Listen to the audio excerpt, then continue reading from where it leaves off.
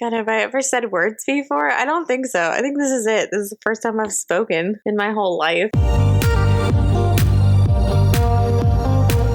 Thanks for joining the Escape With Me Book Club. Escape with me, Sam Reiner. And me, Danielle. Enter our most recent read. Come with us as we evade reality and go into detail about a new book. We'll be covering the book from beginning to end, so there will be spoilers. Today we are going to England.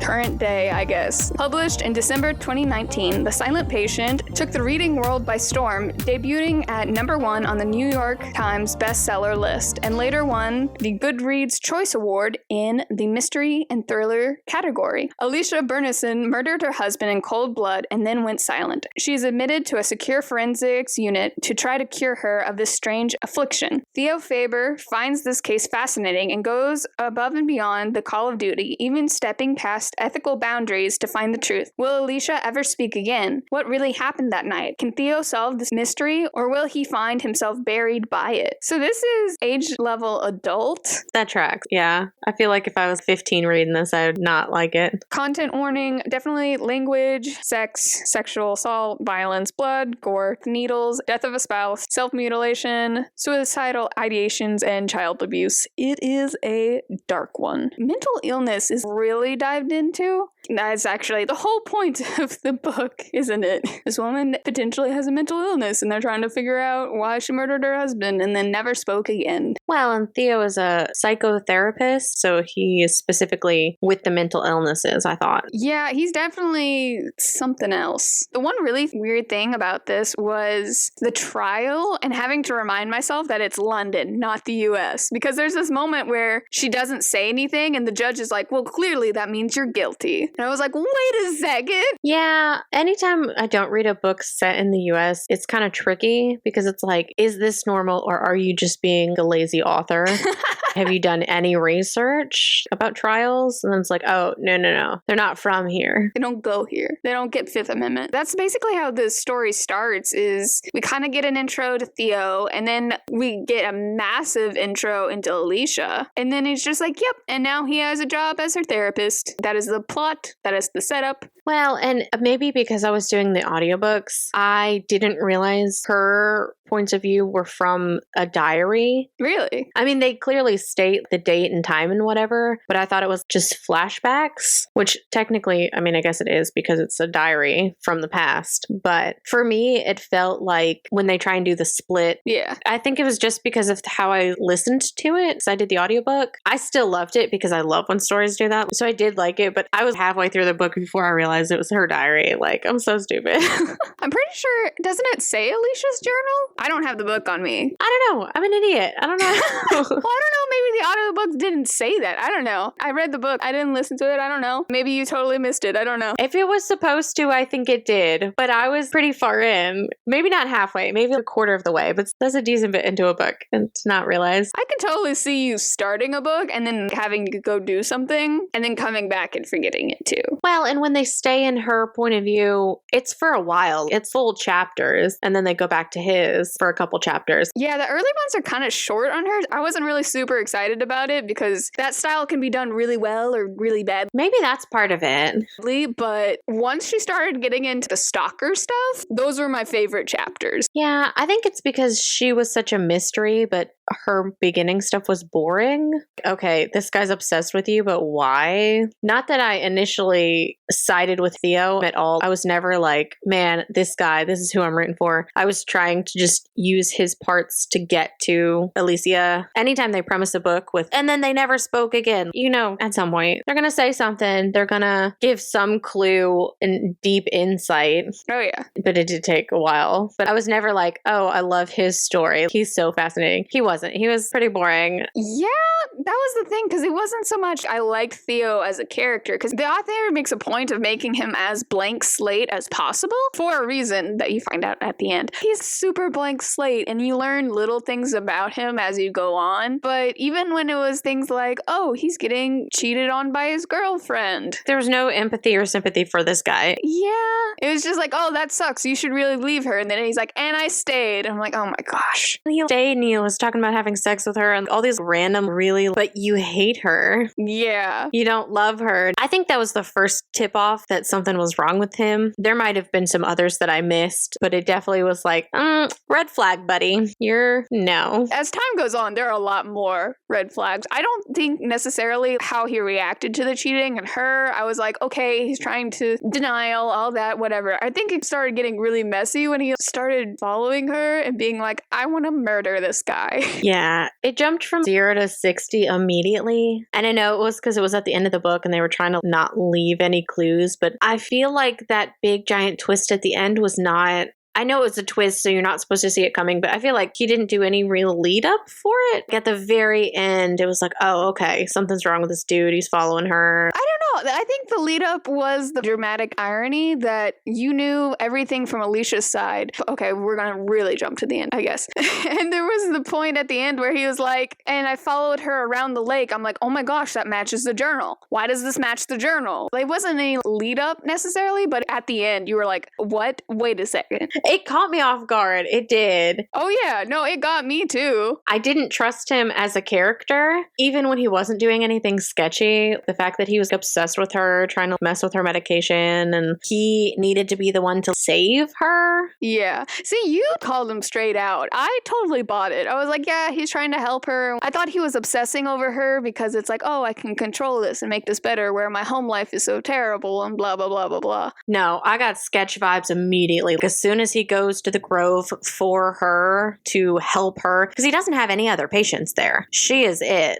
And that's weird. I think he has some other ones. It's just we only see him with Alicia. She's definitely his obsession. Oh, yeah. And I will agree, I did think it was super weird that he was like, I have decided that I will be the one to be able to do this because I read about your case. And it makes more sense at the end why he picked her. But yeah, in the beginning, you're just like, what? Why have you decided to obsess over this random woman? It is a fascinating case. And honestly, if I was a psychotherapist and I saw this case on the news, I would be so curious, especially if they're all in London or wherever in England. Yeah, I'd be fascinated. I would definitely want to get in on this action. But it's 6 years later, I think. It's a long time. Yeah, and you're totally right. And he basically gave up his career to do it in a way because he went from this really well-funded place to a place that's closing down at any time. Yeah, it's for her. It's so creepy. I was trying to look up the narrator's voice because they did Alicia with a different actress and then they had a different guy do him. And maybe it was just his voice. Ooh, I wonder if, yeah. I was so suspicious of this dude. Yeah, I wonder if the tone is what tipped you off. Because when I was reading it, I don't know, maybe I read too many detective novels. And this stuff happens all the time where they'll hear a scrap of information about an interesting case and they'll drop everything and go solve the thing. So maybe I'm just prone to being like, okay, yeah, you know, Bowser stole the princess. Mario's gonna go find her. Maybe I'm just too used to the narrative. Yeah, no, I don't know if it was dude's voice or if it really was just the writing. Because on the other hand of the coin, I do not listen to hardly any mysteries or read any. I've had a couple here recently that I've been listening to since I've basically been strictly doing audiobooks. But at the same time that I was listening to this one, I was also reading a book called The One, which they turned into a TV series, which was pretty good. They don't follow the same plot at all together. But at the time, there was a character in the book that's a serial killer kind of thing.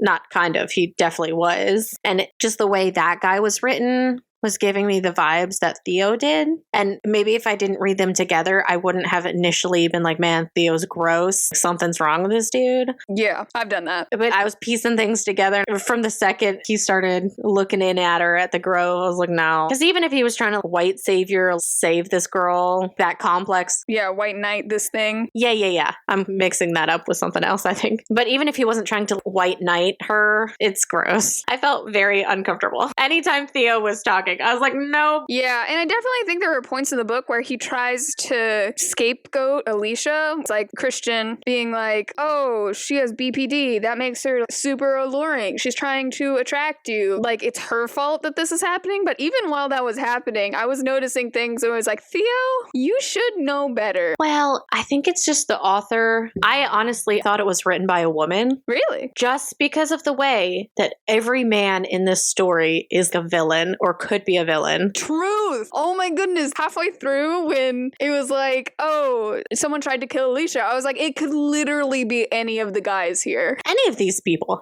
Any of them. There was the art studio guy who was definitely stealing her artwork or whatever ended up happening with that guy. He was obsessed with her, but he just wanted her money. Yeah, that was a very interesting obsession. And then the cousin wasn't great, and her dad was a piece of garbage, and her husband. And then all of the guys at the therapist place, there was Yuri was selling drugs, and the main guy was so sketchy to me. I thought it was him from the beginning when he was like, hey, I want her to come to my therapy place. That gave me question vibes. Christian or the other one? No, the guy that was in charge of the place who gave his expert testimony about, oh, this is a psychiatric break, so she needs to go to a mental institution instead of just to jail. Oh, and by the way, it should totally be mine. Please come to my forensic unit. You know, like it was just, I don't know. That tipped me off. Like that was weird. Yeah. And Christian gave off a rapey vibe. They never said anything happened, but the way he kept trying to be like, oh, she's so alluring because she's got this disorder. And it's, I don't know, every single male character in this novel. Yeah, because there was the one woman who was in charge of the finances where it's like, oh, she's technically a bad thing because she doesn't understand what you actually need. But at the same time, it was like her entire job was trying to keep the place open. Yeah. So yeah, okay, yeah, she sucks because budget, but at the same time, she didn't really do anything wrong. And then there was the one lady who was super sweet. Oh, Kathy. Yeah. And then the rest of the characters, well, I guess Katie, the fiance, was kind of the worst.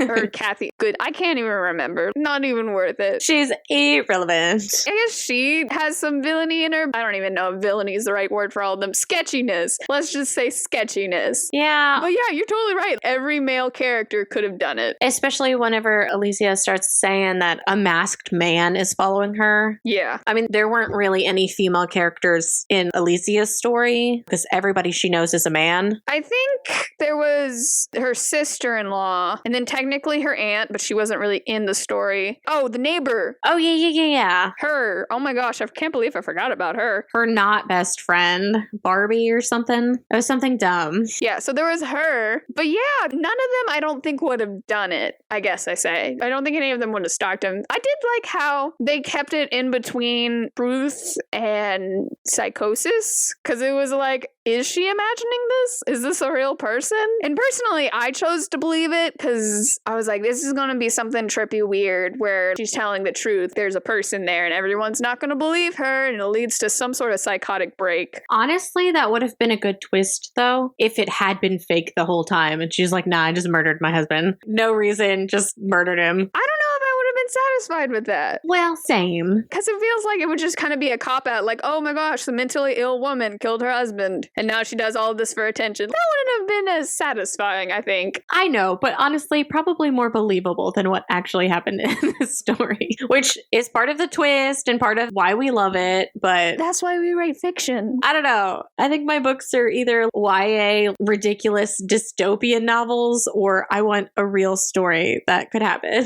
I don't think mystery thriller genres are for me. Yeah. Long term. But even watching movies, Inception is ridiculous, and I'm trying to think of other thrillers, but I haven't really watched any. Invisible Man was pretty cool. I honestly cannot name any other, and I don't even think either of those are. I think they're good for you. It's always good to try out different genres and stuff. That's why I'm still trying romance. But yeah, I totally get that. It's not, hey, I'm going to go to the mystery and suspense section and buy a bunch of books. I get that. I do have to say, listening to them as audiobooks, I think I enjoy versus reading it. Yeah. Because I get so frustrated reading it on the page and being like, ugh, I know what's happening. And then I'll try and skip full chapters. Holy man, what? Yeah, I don't think I like mystery books. I really don't. I'm like, oh, let me see what's going to happen. I don't care. See, I ended up reading this in like 2 days because I could not put it down. But I'll do that for a couple lines. Like I'll find myself only reading the dialogue instead of all of the stuff with the dialogue. And so I'll have to go back and actually read the paragraph. But I have never skipped an entire chapter of a book. Well, it definitely would have been easier for me on this one because I probably would have skipped a whole bunch of Theo's stuff if I was physically reading it because they have it marked off when they character jump between 2 different ones. I usually have one that I enjoy reading and then the other one is just there to move along the plot. Yeah. And honestly, in the beginning, I probably would have skipped most of Alicia's. Yeah, I will say the beginning of Alicia's stuff is kind of meh. And then whenever it got interesting finally, I definitely would have skipped most of Theo's stuff because I lost traction of him. Yeah. And it sucks because he was doing most of the actual storytelling. Yeah, the filling in the gaps where he talks to the brother and then talks to Paul. Well, and obviously I would have missed a lot skipping that, but physically reading, I don't know if I could have read this book. Audiobooks are good for you. Yes. It's knowing what your strengths are. I've got a couple sisters and one of them loves reading and then the other one hasn't read a book since she left high school. And it's like, get an audiobook, listen in the car while you're doing dishes. I'm an avid, yes, audiobooks are books. Let's count them. Oh, for sure. There's nothing better than reading a physical book, but I've got 2 kids and I'm busy and I feel like I'm accomplishing something and finishing and reading while still listening. Yeah, it is probably for the best. I can't, as I'm sure all the podcasters know, because I bring it up almost every time Lizzie had brought up audiobooks. I just can't with audiobooks. They're for me. I love them. I ADHD and I'll tune out and I'll have to backtrack to wherever the crap I stopped listening. That's fair. It's not a good system. Sitting down and forcing myself to read is probably for the best. But yes, I'm totally for anybody figuring out what works best for them, whether it be a physical book or Kindle or audiobooks, whatever works, whatever genre works, whatever book works, that's all good. Just get people reading something. Yes. Consume book, please. That's the goal. So I will say something really cool about this was when I started reading it the whole time, I was like, wow, this is structured like an Agatha Christie book, which is kind of, there's parts and then there's little chapters in each part that'll be either a page or 5 pages long, but it won't be very long at all. And it'll be these mini chapters in different parts of the story. And so I noticed that. I'm like, that's interesting. And then the twist at the end, which, by the way, I don't know if you're aware, I called the twist in Murder of Roger Ackroyd. I don't think you're ever going to read the book, so I don't mind spoiling it for you. Probably not, since I don't like thrillers. But for anyone who hasn't read about the spoiler on Roger Ackroyd, I called that the narrator did it only because I was like, what outlandish thing? I was looking for it. But reading this book and getting to the end and it being Theo did it, I was totally caught off guard. I feel like with this twist, they didn't do enough setup. And I know they wanted to sucker punch you with the twist, but I feel like you got to have some kind of breadcrumbs coming. Yeah. I mean, other than the creepy vibe that most people probably got from Theo, I don't know. I did not trust him, and he had that weird vibe with his therapist. Yeah. The scene, oh, you need to let her go and you need to get better. And then he leaves and he's like, I'm going to ignore all of that advice. You don't want to work on making yourself better. Yeah. Let me go think about murdering him. Yeah, you got a point there. I forgot about the therapist. That was weird. So I guess she was good. I don't know. I would not be friends with any of these people. Oh, heck no. No. They very much felt like coworkers. Yeah. Yeah, and there's some coworkers you tolerate, and then some coworkers you hate, and then some coworkers you're friends because you work together, but if you ever not work together, you probably wouldn't be friends. Because you're supposed to kind of root for Theo to find the answer. In as much as you want to know the answer, and so you're like, Theo, get the answer, because I want it. Yeah. There were definitely things with Theo where I take as someone who's already read it and looking back, I can definitely look back and be like, Theo, honey, stop. But as a person reading and wanting to know it myself, I was like, yes, all for Theo figuring stuff out. People, call him back. Tell him things. That was crazy once you read and look back that he was calling all these people, trying to get to the bottom. I think that worked as a twist because it seemed like he didn't know anything and wasn't trying to find out or feel about his own guilt, or I'm not exactly sure what he was trying to do by doing this, by calling the cousin and the art director and all of that. It caught me off guard so much because he gave no hints that he was the one who was a part of this murder. Yeah, and definitely looking back, knowing what happened at the end. He's a psychopath. His motives are definitely sketch. He feels a little bit like a narcissist. Like, I can totally go in and fix things even though I'm the cause of the problem. I'm going to act like other people are the cause or something. That must be it. That's probably why I did not like his character. That narcissistic vibe. Because he was doing the white knight savior thing. Yeah. And a lot of narcissists do that or do the gaslighting kind of thing. And he does a little bit with Alicia, but mostly he does it with some of his coworkers. Is like, I'm the only one. And he goes behind everybody's backs and does the medicine and gives her paints and stuff and things he's not supposed to do. Yeah. And then he basically asks for forgiveness instead of permission. And Christian is definitely a sketch dude. He is not a good dude. If nothing else, he's what's wrong with some people in the medical field. Because I totally buy when Theo looks at Christian and is just like, you just keep people drugged forever, thinking that's going to fix things. That definitely feels like what he was doing. He doesn't actually care about any of the patients. He's just like, and drugs. Just get the paycheck and drug them up. And probably just me picking up or projecting or some kind of thing. But the way he wanted to give them all drugs, just all the time drugs, to make them docile, I think that's what made me uncomfortable with Christian. I did not think his intentions were good. Oh yeah, and it's something that a lot of media picks up on because it's something that people have done in the past. But it is something that still happens today where some people go too far the other way with medication. I feel like all the coworkers were different philosophies for treating mental illness, and that was kind of cool. Yeah, I like that insight. But yeah, some of them I definitely disagree with more than others. Oh no, I can see where their practice is going out of business. So let's talk about some of the specific events that happened. He gets there, he convinces the one dude, the Greek dude that I can't pronounce the name of. I literally didn't even write out his full name a lot of times in my notes. I would just put like it's like Diomedes? I don't know. Diomedes? Yeah. So Theo convinces Diomedes to let him do one-on-one sessions with Alicia. And then the first session, she doesn't say anything and she's also super drugged. So he convinces the director to have her go down on medication.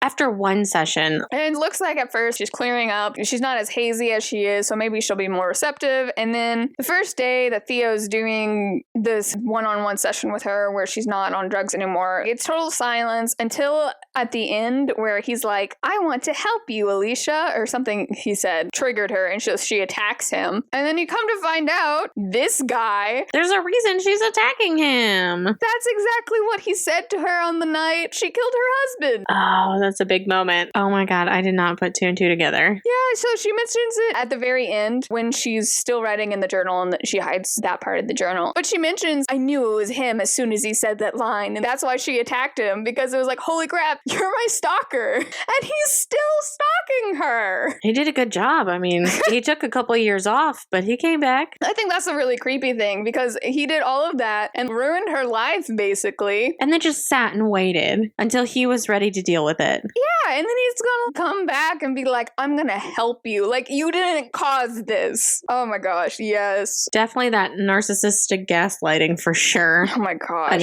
An insane amount. But does he just think she's really stupid and wouldn't recognize him? Well, and a lot of people think that he was just ready to be caught because he'd worked through whatever with his own therapist. Except he totally wasn't, because anyway, but I'm just saying what people online are saying because I looked into some theories. Maybe subconsciously he was tired. I don't know. I stick by he legitimately thought he could make amends by helping her. I don't think he believed any of that. Or something, but it's just, that's insane. So frustrating. And then everyone's like, oh, are you okay? What happened? Clearly we need to up the medicine. And he's like, no, that outburst is clearly an example of communication. And it shows that she's trusting me. But looking back, oh, no, she remembers me. But looking at it straight when you don't know the end, that sounds stupid. Yeah, he's not a good doctor. No, for sure. And then looking back with the twist in mind, he sounds delusional. I mean, looking back at it, it feels like he was excited. He's like, no, she remembers, I can relive this again and take credit, kind of. I don't know. I'm wondering if it's just a subconscious thing. Like, that's just one of the things he says. Because we all have things that we say over and over again. And so I'm wondering if it's just his trademark or something. Oh, like the I want to help you. And then he was just so unaware that he said it before.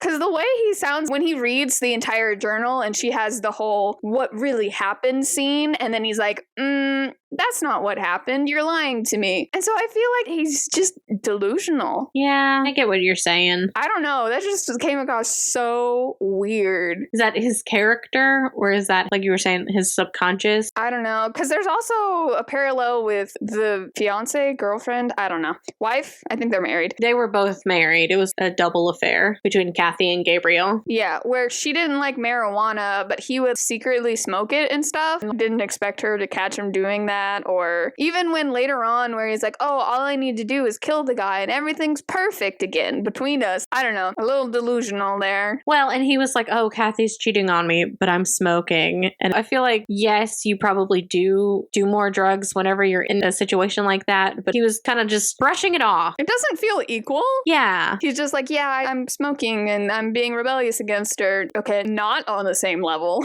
Yeah. But his seemed spiteful. But at the same time, the delusion, like we have this perfect relationship without this other dude, when in reality you see little things like he really likes to smoke and she doesn't like it and stuff like that, where it's like, no, you're not actually a match. You've just deluded yourself that this is the perfect woman. It feels like r/nice guy. Yeah. The level of delusion that he has about Kathy and then he goes on to have about Alicia, even though there aren't sexual feelings there, it's the same kind of delusion of everything's perfect all the time. Well, and he's a psychotherapist, and so he craves the interesting, I think. And so Kathy was an actress. She was so interesting, and he thought she was fun, but then he wanted to control her and her to be more on his level. But because she wasn't into the drugs, she had her own life apart from him, excluding the cheating, which, I mean, is what it is. But she had her theater friends. She had her plays that she was in. She was living a life without him. Yeah, and you look back and you're like, what did he have outside Kathy? He had his therapist he went to, that old lady. He didn't do anything. Yeah, but by that point, he'd stopped going to her. So it's during the relationship with Kathy, when we have his little vignettes and stuff, he doesn't have anybody but Kathy. Yeah. Because you're right, she has her friends. She has the guy she's cheating on. She has the friends from far away, the theater friends. She has a bunch of people. And he tries to brush it off like, oh, she's really social and I'm just a homebody. But you gotta have a support system, man. He definitely had time to stalk her. Now, he did that with Alicia too. Well, she already was secluded. He tried to seclude Kathy and get her away so that he would be the most important thing in her life. And he clearly wasn't. And so that's why I think their relationship was always going to be doomed. Because even whenever they go to little parties or something in the beginning of their relationship, it still was, oh, she's a social butterfly. She's doing all of this. And he hated it and resented her for it. With Alicia, she literally couldn't leave. And so it was a captive audience. And I think that's part of why he was even more obsessed with her. I feel like he thought that they would be on the same page because they both got cheated on with the other person's other half. Yeah,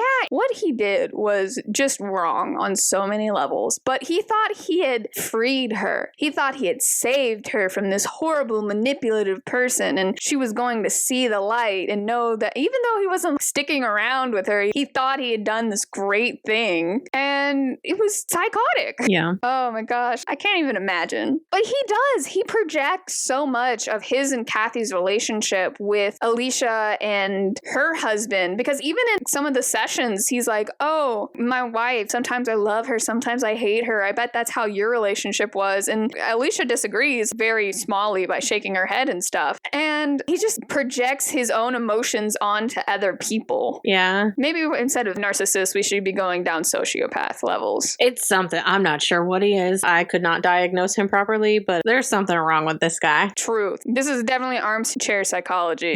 Yeah. But there is something wrong with his empathy. He projects a lot onto other people. He tries to control people and obsesses over them to a really unhealthy level. If this wasn't a mystery book, it would be very concerning. Imagine if this is a romance book. That would be so concerning. All of this. Well, and I was a little bit afraid that they were going to try and force a relationship. I was so worried about that. Just from reading the back cover. Because, whenever they don't speak or something tragic like that, and then at some point that they're gonna, I was like really afraid she was gonna fall in love with him. And I mean, that's before I knew anything. I was worried he was supposed to fall in love with her. When Christian was like, oh, she's just trying to attract you, I was really honestly worried he would fall in love with her. Yeah, there were some little hints that might be happening, but it was more of the obsession, and we're so used to seeing it as love. Because you didn't feel anything from Alicia, but you definitely felt the way that he would talk about her, and it was not love, but he thought about her all the time. Yeah. And poor Alicia has had this happen to her once already with her husband's brother, his obsession with her. I am worried about his new wife. Legitimately worried. He's a lawyer and she is his assistant, and then they got married. The power dynamic. But when Theo tries to talk to him, the wife seems scared of the dude. Because she knows. She knows something happened. Even if she can't admit it to herself. Women know. He has a terrible temper and she knows it, and he could theoretically ruin her.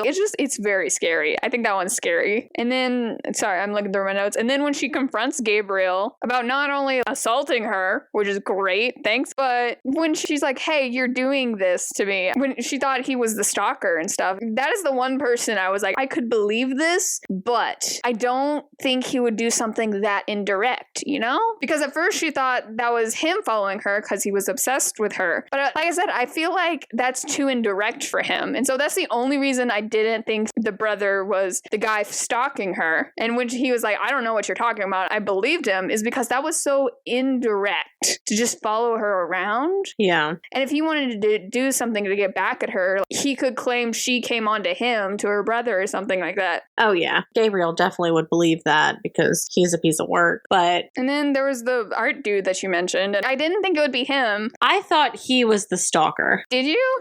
I really did. I knew the brother was bad news because of the assault and stuff, but I had more of he was gonna talk to Gabriel about it and try and with his words or some kind of something. Like you were saying, I thought it was too sneaky to be stalking. But the art director, I thought, was doing it. And I mean, I don't even know where I got this or why I was feeling this when I was listening to it. But because of the way it was like, oh, famous people, when they do works are worth so much more after you're dead or after something tragic happens to you. Everything sells better after something. I don't know if he was going to attack her or not. Maybe he might have if it had been him, which it was not. Spoilers. But I felt that it was the art director just because he could make so much more money, or if she felt scared enough, maybe it reflect into her art. Like inspire her? Yes. I don't think he was going to ever kill her when I thought it was him. And obviously, we know at the very beginning that Gabriel's the one who's murdered. So whenever they bring up a stalker, it's like, oh, the person was stalking Alicia, not Gabriel. How does he end up dead?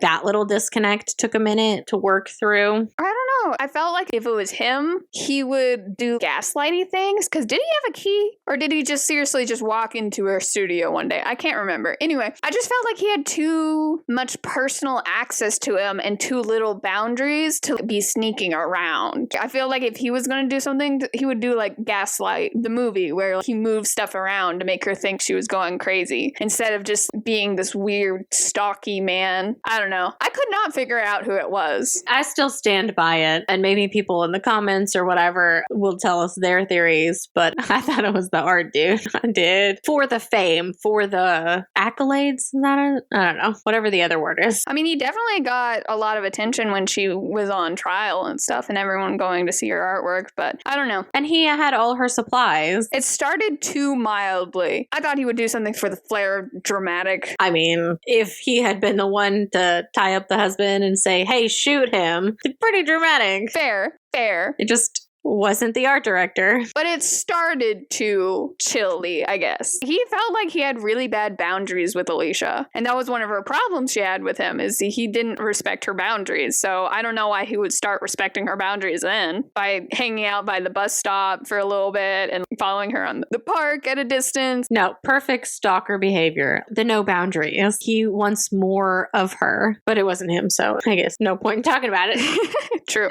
He was awesome, but we also find find out he's trash. So he was not it. Yeah. He's just trash in a different way. I love how, okay, moving on a little bit. In the book, I love how every time Theo gets told, hey, stop doing this, he's like, okay, and then goes and does more stuff. Immediately does it. He does it even worse. There was the time Dionysus calls him and he's like, hey, you were reaching out to family and stuff. You need to stop. And Theo's like, of course, I'll totally stop. And then in the beginning of the next chapter, he goes and sees Paul. He's at their house. No. Oh my gosh. Talk about no boundaries. This guy. I will say, he goes on this really weird diatribe on the way to the house before he even meets Paul and Paul knocks him out and all that. But he has this diatribe where he acts like mental health issues don't exist and that the only people that can abuse others have been abused themselves. Oh my God. That's the only way someone could ever be abusive is if somebody else abused them. Yeah, he's a bad doctor. I stand by that. Yes, home life definitely matters, but there are people with a perfectly happy home life who just are bad to other people, and I didn't like that. Well, and plus on the other hand, all the people who have a bad childhood and still are fine and don't abuse people. Yeah. Not like, oh, they become cops or firefighters or somebody to be rescuing and saving people, but they just live their lives having been abused. Yeah, they break the cycle. They're like, this is not how I'm going to live. Yeah, I think you're right. It also takes away that just because you have a bad home life. It doesn't entitle you to do it. Yeah. But yeah, so he just went on this rant where he was like, I have to find the truth of her past because that's the only way she could have turned out like this. And it was just, didn't like that. But then Paul knocks him out, so it's fine.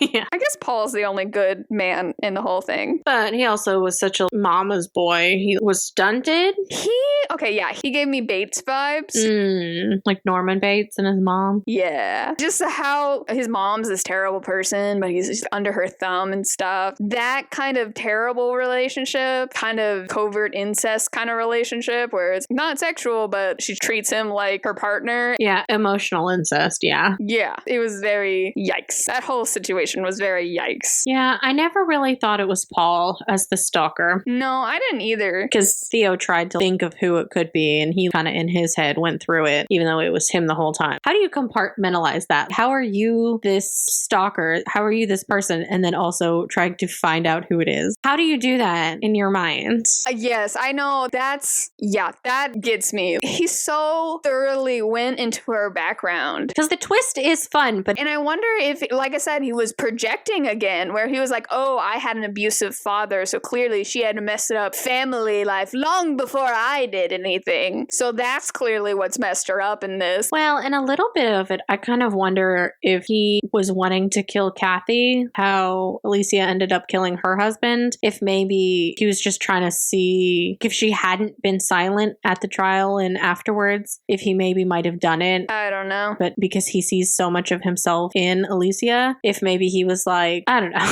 It's so hard with books like this because literally anything could be anything. True. Like one single line could mean so much. So much. Or it could mean nothing. Or it could mean nothing, yes. I'm scrolling down again. I'm finally remembering what was up with Paul. He was a gambler. I didn't think Paul ever did it. At no point I was like, oh, Paul did it. But I was worried that he owed $20,000 in gambling debts to the quote-unquote wrong people, per usual. And she gave him $2,000. And so I was really worried that Paul somehow was like, oh, she has your money or something. And then they were going after her. That was my theory for a while. Oh, I mean, I could see that. It wasn't where my mind jumped, but now that you're mentioning it, it could have been. But I feel like if it was the loan shark dudes, they definitely would not be stalking her. They would go to her door, maybe break in, do some kind of something, or, you know, how on TV they're always like, oh, we'll break your fingers or your brother or your husband or whoever. Yeah, because she clearly has money where Paul has nothing. Yeah. Even if Paul was the one scared and bringing them there, I feel like the stalker narrative doesn't quite fit. I mean, I'm basing it off TV and loan sharks, but... The whole book, The Silent Patient, is all about this play in Greek mythology, Alcestis? Alcestis? A-L-C-E-S-T-I-S. Alcestis? No, that's wrong. I don't know. They said it. I'm looking at the little how to pronounce it guide side, and it is Greek. I don't recognize some of those symbols, so I don't know how to pronounce it. Anyway, the whole point of the play is there's this dude and he's dying, and it's named after the wife of this dude. This dude's supposed to be the one that dies, and if he can find someone to take his place, he won't die. And so he tries to find people and he can't, and so his wife eventually sacrifices herself. He's like, I'll do it, and then he accepts it, which, bruh. Yeah. And then because the wife is so great and whatever, Hercules, who's I think an old friend with the husband, goes down into Hades and takes the soul of the wife and brings her back to the body. If you remember that from Hercules when it was Megara, no, that wasn't her. It's not their story. Their story is very sad. But that's what that is based on. So when she comes back to life, the play kind of ends with, oh yay, you're back. I'm so glad you're back, from the husband. And then she doesn't say anything ever again to him because she's so mad. And so I kept getting confused why Dionysus and Theo, every time they talked to each other, they'd be like, well, clearly we need to bring her back to life. And I'm just like, she stopped talking when she came back to life. She's already alive and not talking. That's not how the play ended. Did you guys seriously not pay attention? And they act like they have such great insight. And so they're like, well, what killed Alicia? We need to figure out what killed her so we can bring her back to life. And it was just, oof. Yeah, men are stupid. The end. Men are stupid and I don't respect them. Yes, that. Oh my gosh. What is that? Is that a Vine or a TikTok? I don't even know at this point. TikTok, I'm sure. So Theo goes on this weird chase to figure out what killed Alicia. And he eventually decides that at some point she and Paul were on the roof and their parents were talking, like the dad and the aunt, and the dad was like, well, I don't love her and I hate her. And then Alicia's like, well, that killed me. And then Theo has decided that is what killed Alicia. I'm sure murdering her husband killed her more. Yeah, I didn't understand that either. He was like, no, she's broken. Her daddy doesn't love her. She's broken. She's dead now. See, that's the problem. Her dad didn't love her. It wasn't the fact that I put her through psychological torture. Nah, not that. No. God, I hate Theo. I don't think for an instant I was sympathetic or rooting for this guy. He was kind of mean to his therapist, or at least not paying attention to her and valuing her skills. I just wanted him to dump Kathy and move on with his life, but he just kept not. And it was like, dude, it's getting really hard to care about you when you're just doing this to yourself. The whole time. And then at the end, they're like, oh no, he is the one who was stalking Alicia and tied her up and tied up her husband. Although I do have to say, the kick at the end about giving Gabriel the choice to kill his wife and live, I'd be mad. Honestly, might also kill somebody if they said they wanted me dead so they could live. I can't get over, as a psychotherapist, that is literally psychological torture that he did to both of them. That was, Yeah. So he does this and basically does the entire play. I don't know if he had not seen the play at this point, but I'm just like, how did you not understand the play? You basically acted out what the play is. Person that's like, hey, you're gonna die, or you could kill your wife, and then the husband's like, yeah, kill my wife. Why are you confused? Why she's not talking? Well, and that's the thing that's really bothersome, because if it's from Gabriel's point of view, did he expect to say this? To say, no, kill my wife, save me, and her forgive him? Well, I think the point at the end, he's like, oh, I did you a huge favor. I just wanted to point out to her that he doesn't care about her like she thinks he does. And I'm just like, you could have just been like, hey, he's cheating on you with my wife. Yeah, I didn't have to bring a gun into the mix. Come on. You could have let her made her own decisions by that point, but he was like so convinced, I have to convince her. I have to show her he doesn't care. That felt like r/nice guy, where he's like, oh, woman, you can't possibly understand and make your own decisions. I have to show you. That was really creepy. But if he was wanting to do that, to just show her, to let her know that Gabriel didn't love her, he could have been like, hey, meet me at the park. Your husband has sex with my wife all the time in these woods. Come on, see you for your own eyes. Yeah, literally, you could have walked up to her and been like, hey, here's some pictures of your husband. Sorry about that. I thought you should know. And then he could have left. Anything. Didn't have to tie everybody up, bring a gun, threaten to shoot people. Start stalking her all the time. Which, granted, I will say this, Gabriel is not one of my favorite persons, because she's like, hey, I'm seeing people. Oh my gosh, he just disappeared. And he's just like, oh, he belittles her so much. honey, you're crazy, and walks off. And I'm like, Even if she was, please get her to see someone? Why is that your gut reaction? Ugh, woman, you're crazy. Walk off. I think that's why I didn't suspect the brother at all, because all he had to do was tell Gabriel that no, it was in her head. I didn't do anything to her. I didn't assault her, nothing. And Gabriel would have 100% believed him. Yeah. He would not have had to stalk her at all, to do no work, just one little phrase, it's in her head, and it would have dismissed anything she said, because Gabriel doesn't believe her when she says anything. Yeah, he can be very patronizing, and eventually he's like, hey, you should get help from my buddy. Off the record, under the table. I know him personally. There's so many things about Gabriel where I'm like, honey, like, I know you have happy times, but...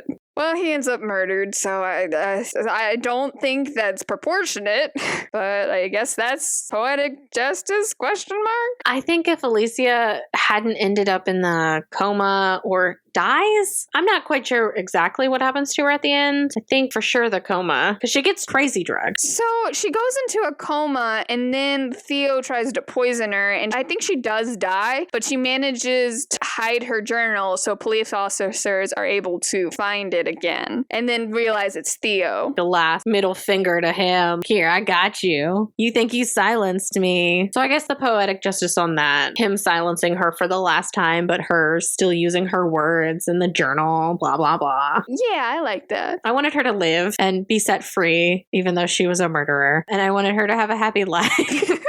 Even though she did it. She did it. Like, in the end, you find out, yep, that was her. Yeah. Because the whole time I was trying to figure it out to get her to go free. No, she didn't. She didn't. What if the body wasn't Gabriel and it was someone else, and this was all this ploy by Gabriel? And that could have happened, though. I really went out there trying to think of ways that Alicia would be innocent, and at the end they're like, no, she did it. And then you find out freaking Christian was Gabriel's off-the-record friend who was like, yeah, you're just crazy. Go home. Here's meds. The sketchiest dude in this book. And then he has the gall to treat her at the forensics unit like she's crazy. She has BPD. She's trying to attract you. You were the one who started this. Ooh, I don't like Christian. I hate Theo and I hate Christian. Fair. Everybody at that practice, dead to me. It's so gone. Bye. Now that I know Dionysus is actually not guilty, I'm okay with him. Still not a great doctor. Yeah, he probably shouldn't be running a practice, but I can at least appreciate things with him. But it's just, when I found that out, I was so mad. And of course, Theo's mad. Theo, honey, what you did was worse.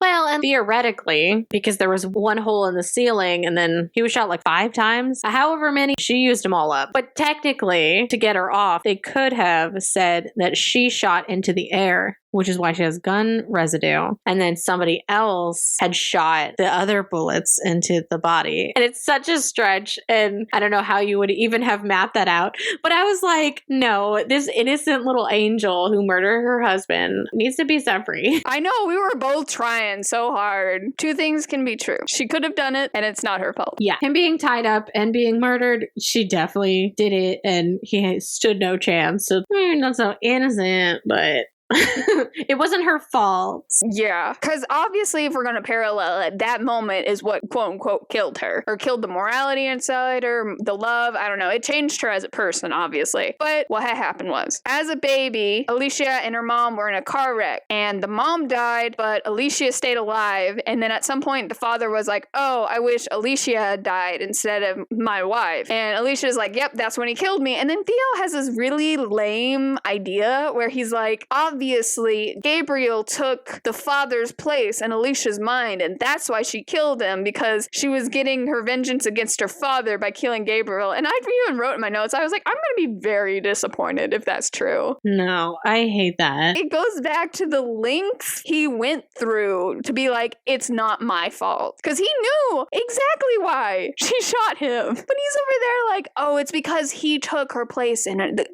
Duh. That's why it is. No, it's because she was being stalked and somebody came into her house, tied them up, threatened her life. She found out her husband was not worth anything because he was a cheater and also didn't care if she died. And she got mad. It was a snap decision. Yeah. I feel like maybe warranted, but it wasn't because of her dad not loving her. There's a lot. I think you're going in the wrong direction, Doc. And then it gets confusing because at this point, canonically, Alicia knows it's him, but she's painted this picture of a fire house, and then her leaving with Theo carrying her, and even Theo doesn't know if he's about to throw her in it or he's taking her away from it. Still weird, but that's what she's decided to paint. And then she gave the journal to Theo, and he read it, and then she starts talking to him. And she's like, okay, I'm gonna tell my story. Why give him the satisfaction? Why not tell the police that he's here? Like, maybe she was still afraid that since he stalked her this much, she would never get away. Oh my gosh, how terrifying would that be? 6 years later, you're dealing with this mentally, you're thoroughly drugged, I'm sure, and the stalker man who like ruined your life and broke your side key just walks through the door like, I'm here to help you.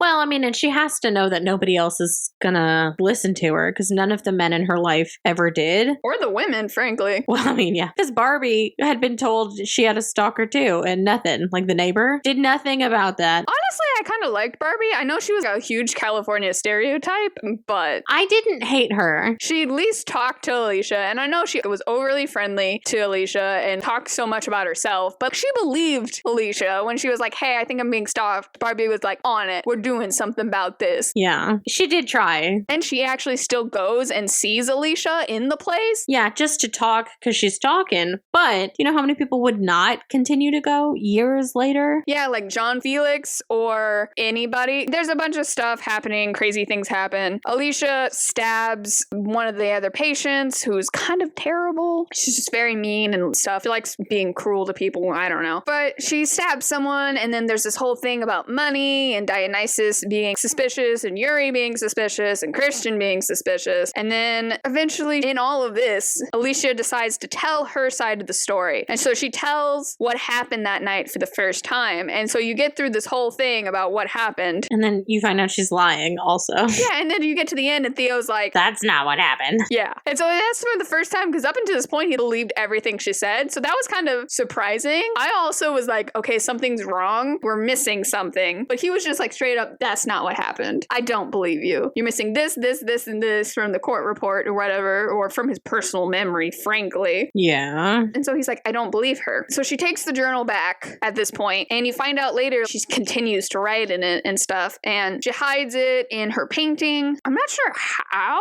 because unless the back of the canvas was covered somehow, I don't know. Anyway, so she hides it, but then she gets attacked. Someone gives her a shot of stuff she should not be getting, or something happens and she ends up in a coma, basically. She had to know that he was coming for her after she told the not truth about what had happened. Well, she had a feeling right as she saw him. She's like, I know it's him. That's him. Why is he here? Holy crap. And then she starts writing about all her efforts to not get away from him, but lead him on to be like, leave me alone. How do I get you to leave and not be here anymore? So I kind of understand why she started talking to him. She's like, I just need to tell him what he wants to hear and he'll leave or something. Probably at that point, she'd rather be in jail than there. Oh, for sure. While she's in a coma, somebody, quote unquote. Yeah, who could that be? Shoots her with something that ends up killing her. And so Theo immediately accuses Christian. You had this relationship with her before this that you never disclosed, and you're really creepy, and all of this and that and the other. So the police are like, yep, it's totally you. You did it. You're trying to kill her. And then he goes home, and for the first time you realize this book isn't written in chronological order. That's the big twist at the end. All the Theo parts that have been happening at home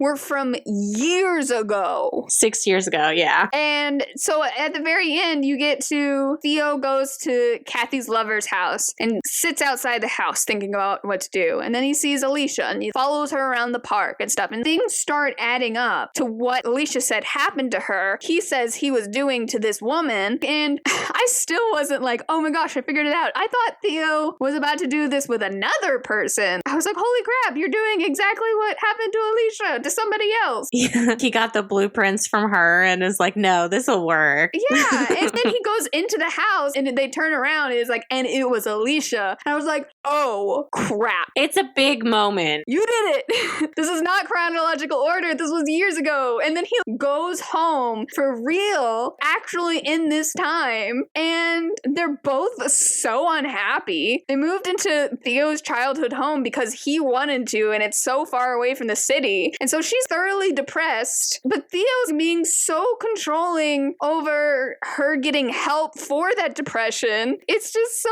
creepy and controlling.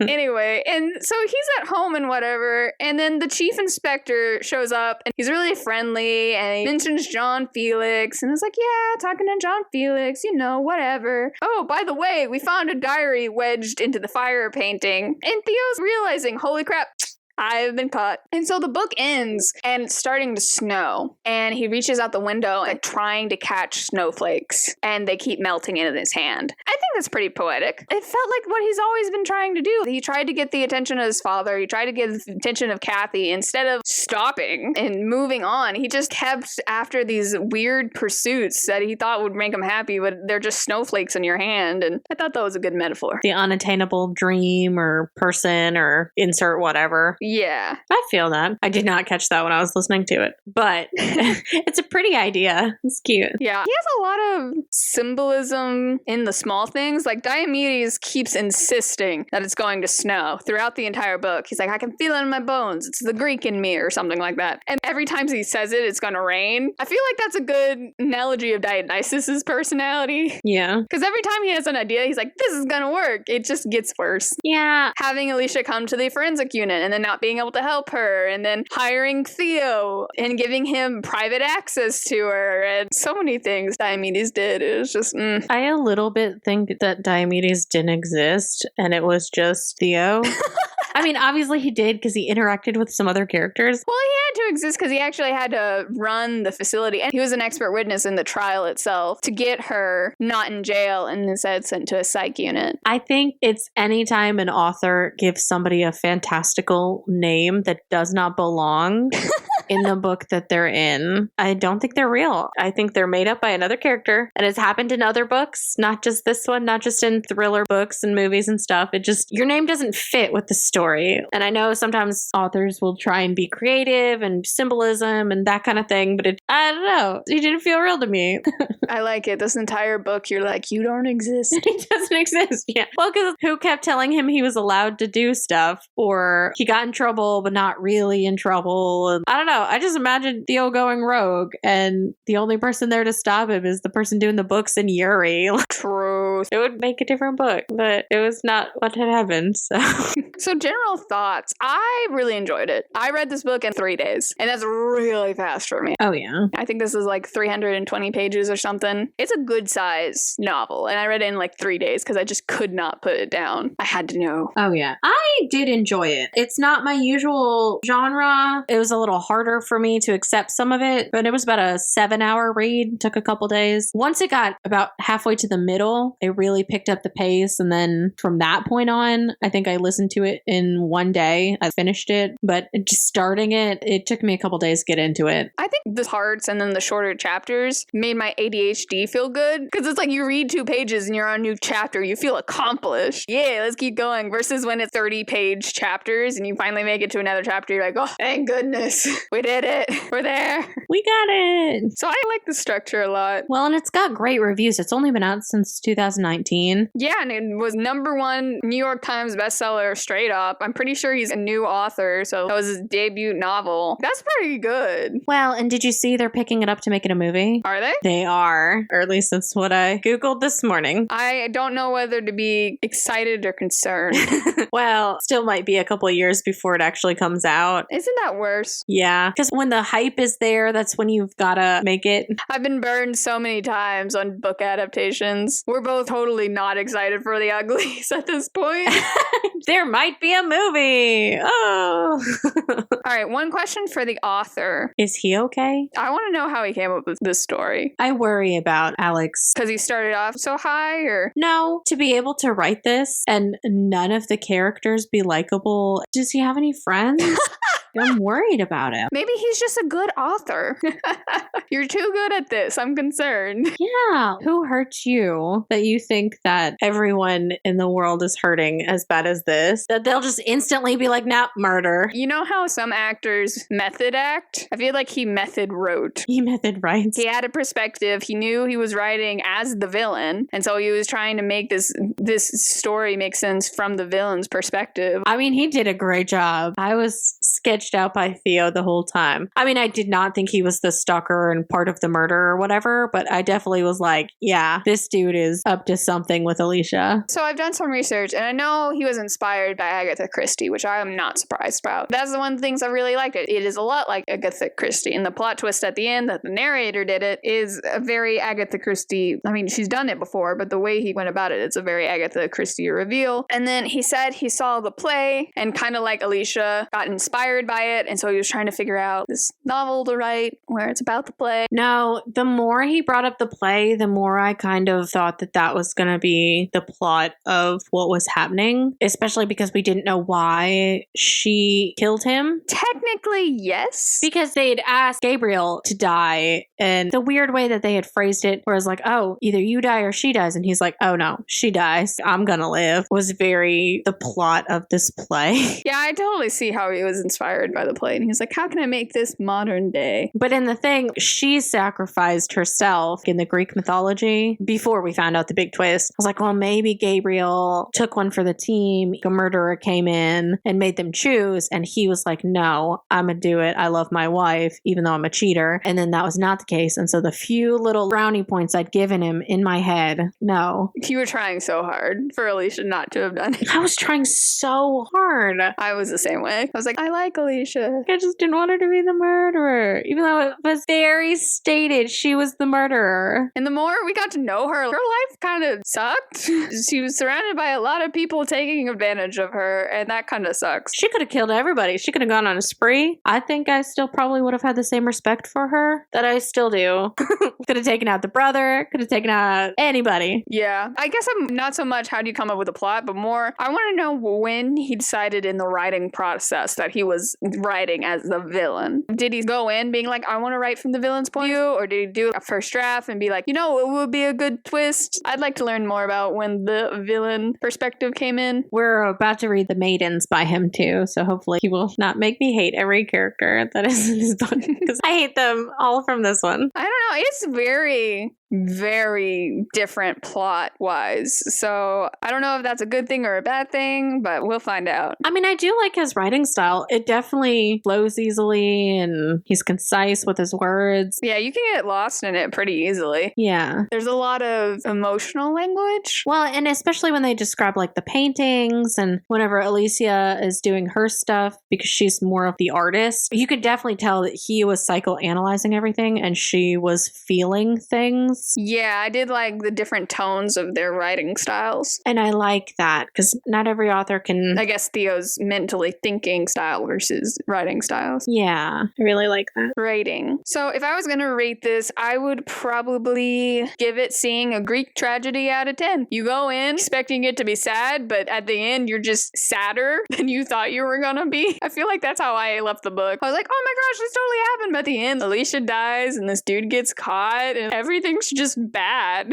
Christian's in trouble, but John Philippe still has all her artwork. I was sad. I feel that. I will give it a checked into a mental hospital and then ended up dying out of 10 because you go in expecting the book to be one thing and it kind of is, but then in the end, there's no happy endings. Not really. No. And it's all dead and they're all dead. Everyone's dead or living and terrible. Or should be dead. Dead to me. They're dead to me. They're dead to me. You're dead to me. Yeah, as the reader. Fair enough. Close the book. They're dead. It's all good. The end. Would you read it again? I would. I thought it was a fun time. Especially since now that I've read it through and I know the twist ending, I kind of want to read it again to see what clues that were left. Because we talked about a couple where we're like, but I'm sure there's other ones we just did not pick up on because we didn't know who did it. Well, and I would like to see us switch formats, me physically read the book and you audiobook it. And I know your ADHD makes it hard or whatever, but it's a completely different experience. And I feel like reading the book over and over or listening to it over and over, I feel like you catch the same things. Yeah. Knowing the twist, obviously you'll see a couple things differently through new eyes, but that's an interesting thought to me. Yeah. Because is it how the narrator was speaking to me that was giving it off vibes? Or if I read it, would I still feel as hateful towards Theo the whole book? Or would I have maybe breezed over stuff? Yeah. But I mean, a year from now, us rereading it, give it some time time, to space. I mean, I feel like if we went back now, yes, you would hate Theo no matter what. Let us forget a couple details kind of thing. Yeah. I might try physically reading this one again, or next time. Have you read this book? Who did you think the stalker was? Do you have any book recommendations for us? Tell us all about it in the comments below. If you liked the video, hit like, and if you're enjoying yourself, hit subscribe for more. Thank you for exploring the silent patient with us. I'm Sam Reiner. And I'm Danielle. And we hope to see you and a friend here next time. Escape With Me Book Club is a Lunar Skulk production. Check us out on TikTok or Instagram, or keep up to date with us. Lunar_SKULK.